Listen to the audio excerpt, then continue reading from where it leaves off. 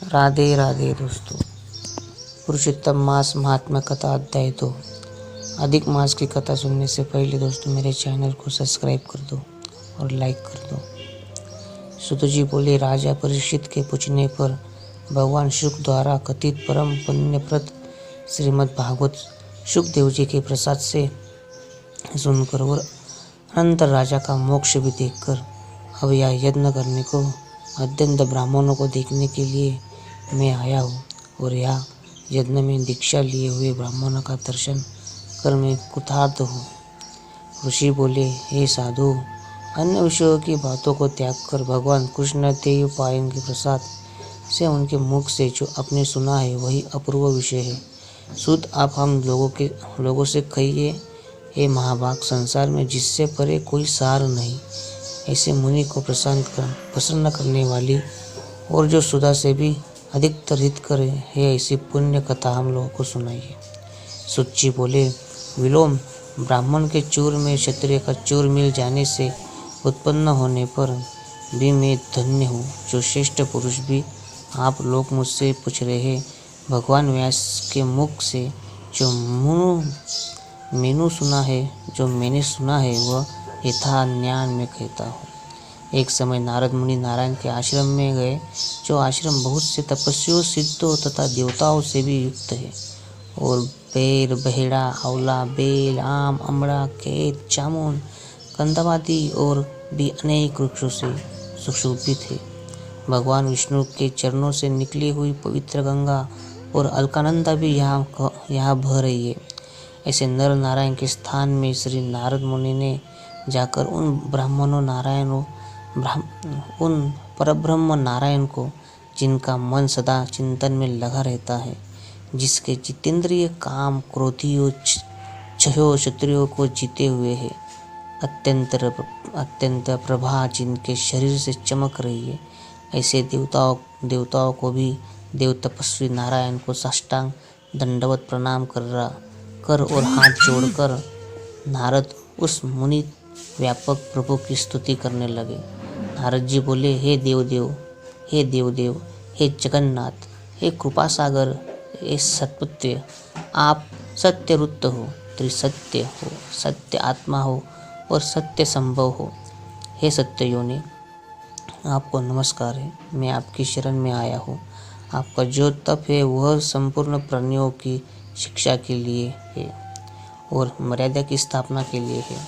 यदि आप तपस्या न करें तो जैसे कलयुग में एक के पाप करने से सारी पृथ्वी डूबती है, पहले सत्ययुग आदि में जैसे एक पाप करता था तो सभी पापी हो जाते थे, ऐसी स्थिति हटाकर कलयुग में केवल कर्ता ही पापों से लिप्त होता है। यह आपके तप की स्थिति है। हे भगवान, कली में जितने प्राणी हैं सब विषयों में आसक्त है, स्त्री पुत्र गृह में लगा है, चिंता जिनका ऐसे प्राणियों का हित करने वाला है, जो हो और मेरा भी थोड़ा कल्याण हो, ऐसा विषय विचार कर केवल आप ही कहने का योग है। वही आपके मुख से सुनने की इच्छा से मैं ब्रह्मलोक से यहाँ आया हूँ। पापी उपकार प्रिय विष्णु है, ऐसा वेदों में निश्चित है। इसलिए लोकोपकार के लिए कथा का सारा इस समय आप सुनाइए, जिसके श्रवण मात्र से निर्भय मोक्ष पद को प्राप्त करता है। इस प्रकार नारद जी का वचन सुन भगवान ऋषि आनंद से खिलखिला उठे और भुवन को पवित्र करने वाली पुण्य कथा आरंभ की। श्री नारायण बोले, हे नारद, गोपों की श्रिय के मुख कमल के भ्रमर, रास के ईश्वर, रसिकों के आभरण्य, रुंद बिहारी, रुच के पति, आदिपुरुष भगवान की पुण्य कथा को कहता हूँ, जो निमेष मात्र समय में जगत को उत्पन्न करने वाले हैं। उनके कर्मों को इस पृथ्वी पर कौन वर्णन कर सकता है। हे नारद मुनि, हम भी भगवान के चरित्र का सरसार जानते हैं और यहाँ भी जानते हैं कि भगवचरित्र वाणी द्वारा नहीं कहा जा सकता, तथापि अद्भुत पुरुषोत्तम महात्म्य आधार से कहते हैं। यही पुरुषोत्तम महात्म्य दरिद्रता और वेदव्य को नाश करने वाला, यश का दाता, ये सुपुत्र और मोक्ष को देने वाला है। अंत शीघ्र की इसका प्रयोग करना चाहिए। नारद बोले, हे मुने, हे पुरुषोत्तम नामक कौन देवता है, उनका महात्मा क्या है, ये अद्भुत सा प्रतीत होता है। अंत आप मुझसे विश्वासपूर्वक कहिए। सुतोजी बोले, श्री नारद का वचन सुन नारायण क्षणमात्र पुरुषोत्तम में अच्छी तरह मन लगाकर बोले। श्री नारायण बोले, पुरुषोत्तम, यह मास का नाम जो पड़ा है वह भी कारण से युक्त पुरुषोत्तम मास के स्वामी दया सागर पुरुषोत्तम ही है, इसलिए ऋषिगण इसको पुरुषोत्तम मास कहते हैं। पुरुषोत्तम मास के व्रत करने से भगवान पुरुषोत्तम प्रसन्न होते हैं। नारद जी बोले, चैत्रादि मास जो है वे अपने अपने स्वामी देवताओं से युक्त है, ऐसा मैंने सुना है, परंतु उसके बीच में पुरुषोत्तम नाम का मास नहीं सुना है। पुरुषोत्तम मास कौन है और पुरुषोत्तम मास के स्वामी कृपा के निधि पुरुषोत्तम कैसे हुए? हे कृपा निधि, ये आप मुझे कहिए। इस मास का स्वरूप विधान के सहित है, हे प्रभु कहिए। ये सत्पत्य कहिए, इस मास में क्या करना है, कैसे स्थान, क्या दान करना है, इस मास का जप, पूजा, उपवास आदि क्या साधन है, हमें ये सब कहिए।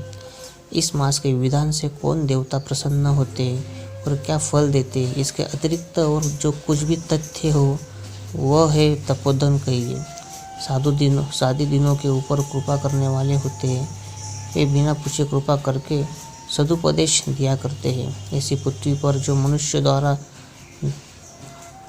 के भाग्य के अनुमति दरिद्रता से पीड़ित, नित्य रोगी रहने वाले, पुत्र छाने वाले, जड़ गूंगे, ऊपर से अपने को बड़े धार्मिक दर्शाने वाले, विद्या विहीन मलिन वस्त्रों के धारण करने वाले, नास्तिक, परिश्रीगामी, नीच, जर्जर दास वृत्ति करने वाले, आशा जिनके नष्ट हो गई है, संकल्प जिनके भग्न हो गए, तत्व जिनके क्षीण हो गए, कुरूपी, रोगी, कुष्ठी, टेढ़े मेढ़े अंगे वाले, अंधे, इष्टवेग योग, मित्र योग, श्री योग, अत्पुरुष योग, माता पिताहीन, शोक दुख आदि से दुख सुख गए हैं अंग जिनके अपनी इष्टा वस्तु से रहित उत्पन्न हुआ करते हैं। इस अनुष्ठान के करने और सुनने से पुण्य उत्पन्न न हो, ऐसे प्रभाव, ऐसा प्रयोग हमको सुनाइए। वैभव्य, वंदाय दोष, अंगहीनता, दुष्ट, वैदिया, रक्तपित्त आदि मृगी, राजसमित भी जो दोष है, इन दोषों से मुक्ति, इन दोषों से दुखित मनुष्यों को देखकर हे जगन्नाथ मैं दुखी हो। अंत मेरे ऊपर दया करके ये ब्राह्मण मेरे मन को प्रसन्न करने वाले विषय को विस्तार से कहिए। हे प्रभु, आप सर्वत्र है, समस्त तत्व के आयतन हैं। सूत बोले, इस प्रकार नारद के परोपकारी मधुर वचनों को सुनकर देवदेव नारायण चंद्रमा की तरह शांत महामुनि नारद से नए मेघ के समान गंभीर वचन बोले। इति श्री ब्रह्म नारदीय पुरुषोत्तम मासाहार मात्यम द्वितीय अध्याय। तो हरि शरणम, राधे राधे।